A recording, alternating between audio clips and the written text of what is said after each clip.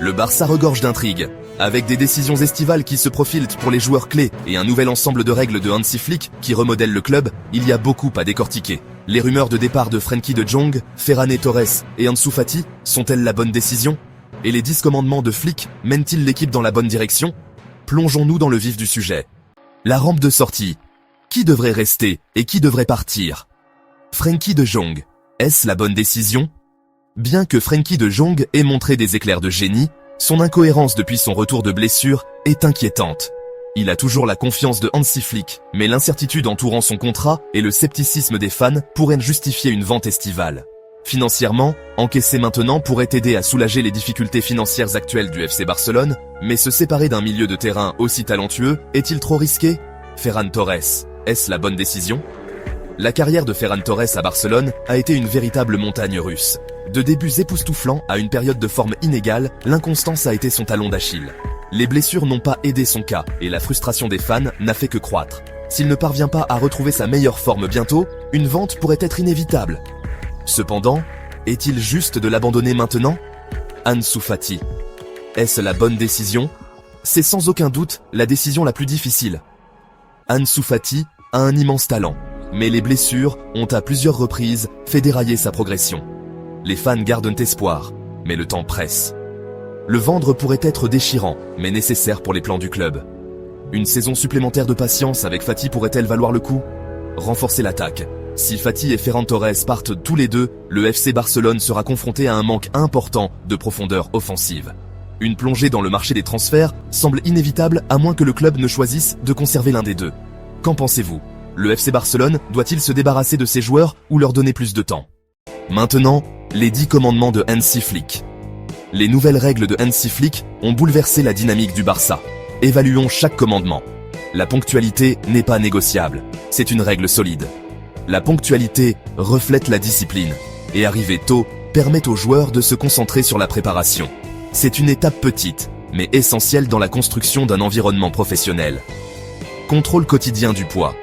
La surveillance quotidienne du poids et de la santé dentaire est rigoureuse mais nécessaire. Elle permet aux joueurs de maintenir une condition physique optimale. Bien que cela puisse sembler invasif pour certains, les avantages l'emportent sur l'inconfort. Protocole nutritionnel strict. La nutrition est la base de la performance sportive. L'approche de Flick garantit la cohérence sans être trop restrictive. Le fait qu'un nutritionniste sélectionne les options est un excellent équilibre entre liberté et structure. Préparation et entraînement. Le jour du match, les séances d'échauffement. Le jour du match sont une excellente idée. Elles permettent aux joueurs de rester concentrés et prêts physiquement, réduisant ainsi le risque de démarrage lent. Lier les performances lors de ces séances aux décisions concernant la composition de la formation de départ ajoute de la responsabilité. Réunion d'équipe avant les matchs. Les réunions à l'hôtel favorisent la cohésion de l'équipe et garantissent l'uniformité de la préparation. C'est un moyen subtil mais efficace de renforcer la camaraderie et la concentration. Le repos après le match est essentiel. L'insistance de Flick sur les nuitées après les matchs tardifs est une vision avant-gardiste. Le repos est souvent négligé, mais il est essentiel pour la récupération et les performances à long terme. Entraînement intense et basé sur les données. L'utilisation d'appareils GPS et d'approches basées sur les données reflète l'évolution du football moderne. Ces séances demandent beaucoup aux joueurs, mais garantissent qu'ils soient toujours à leur meilleur niveau physique et tactique.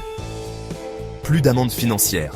La suppression des pénalités financières déplace l'accent sur le comportement plutôt que sur la punition. Les méthodes alternatives de Flick pour gérer l'indiscipline sont probablement plus constructives. Temps de repos limité. Cela pourrait être controversé. Si moins de pauses permettent aux joueurs de rester en forme, le programme intense pourrait conduire à l'épuisement professionnel. Équilibrer le repos et l'entraînement sera essentiel. Limites professionnelles. Il est essentiel de maintenir des limites professionnelles. Si une relation étroite avec les joueurs a ses avantages, garder les choses professionnelles évite les complications inutiles et garantit le respect de l'autorité. Les 10 commandements de Hansi Flick reflètent son style discipliné et méticuleux, qui a déjà commencé à remodeler Barcelone. Cependant, les décisions concernant Frenkie de Jong, Ferran Torres et Ansu Fati mettent en évidence les décisions difficiles que le club doit prendre pour son avenir. Qu'en pensez-vous? Ces règles et les sorties potentielles de joueurs sont-elles ce dont Barcelone a besoin? Faites-le nous savoir dans les commentaires ci-dessous. Pour plus de mises à jour, d'analyses et de détails approfondis, abonnez-vous à HD Master, mais jusqu'à la prochaine fois comme toujours, Isca.